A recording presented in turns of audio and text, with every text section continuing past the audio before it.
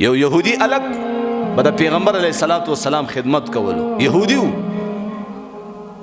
نو زما عزتمندو څه وخته پورې دا یهودي الک دا نوجوان د پیغمبر علیه الصلاۃ والسلام خدمت ته حاضري ونه کړه. نبی علیه الصلاۃ والسلام پوښتنه وکړه چې هغه الک څنګه نه راځي؟ چا ورته ویلې چې یا رسول الله هغه بیمار دی. څه چل دی؟ بیمار دی. نبی علیه الصلاۃ والسلام د دې نوجوان پوښتنې دپاره راغی.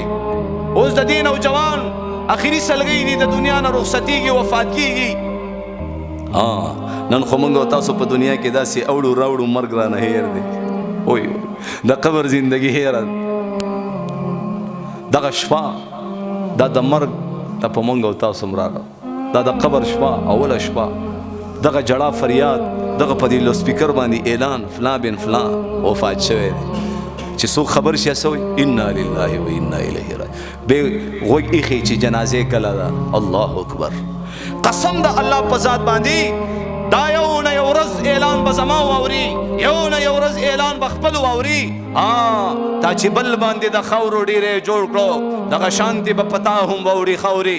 اوازونه چې د بل د مرګي اوري دغه شان به ته د خپل مرګي هم واوري. عجیبه رحمانه زړه دې د کتو دی چې مرګې په دنیا شته او تلا خاندي.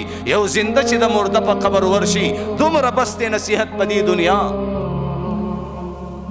نن خو مونږ داسې په دې دنیا کې داسې منګولې خښې کړي دي که نه، بلډینګونه جوړو، کاروبارونه او ګاډي او دې سره مینه او محبت او بچو سره بلکل هم آخرت ته شا کړې ده.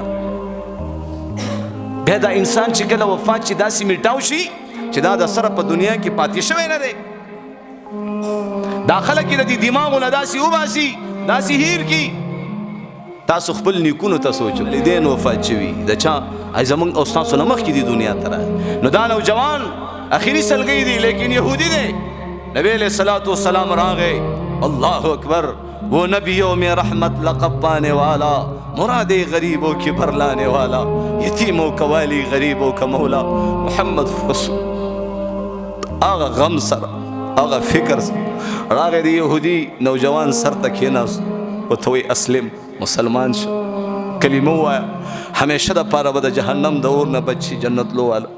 هغه یهودي نوجوان سر ته پلارم ناستو، خپل پلار ته دا سر داسې ورواړول. پلار ورته وی بچیا پیغمبر علیه الصلاۃ والسلام محمد چې درته څه وی صحیح وی، د هغې خبره ومنه. هغه کلمه وویله مسلمان شو. یا خو محمد رسول الله دومره پریشانه ناست دی، په چهره مبارکه باندې خفګان دي، پریشانۍ اثرات دي. خو چې کله هغه نوجوان کلمه وویله مسلمان شو او روح ترې پروان شو انا لله و انا الیه راجعون. پیغمبر علیه الصلاۃ والسلام حشاش بشاش خوشحاله شو، تر او تازه شو او راپاسې دی را روان دی. او زما عزتمندو صحابه ورته وی یا رسول الله چې کله هغه نوجوان ژوندی و نو تاسو پریشانه وئ، چې کله نوجوان وفات شو نو تاسو خوشحاله شوئ؟ وی او هغه د یهودیت په حالاتو کې دې نوجوان ته که مرګ راغلی وی سیده جهنمو، لیکن زما یو امتي هغه کلمه وویله همیشه دپاره د جهنم د اور نه بچو جنت لو والا جوړ.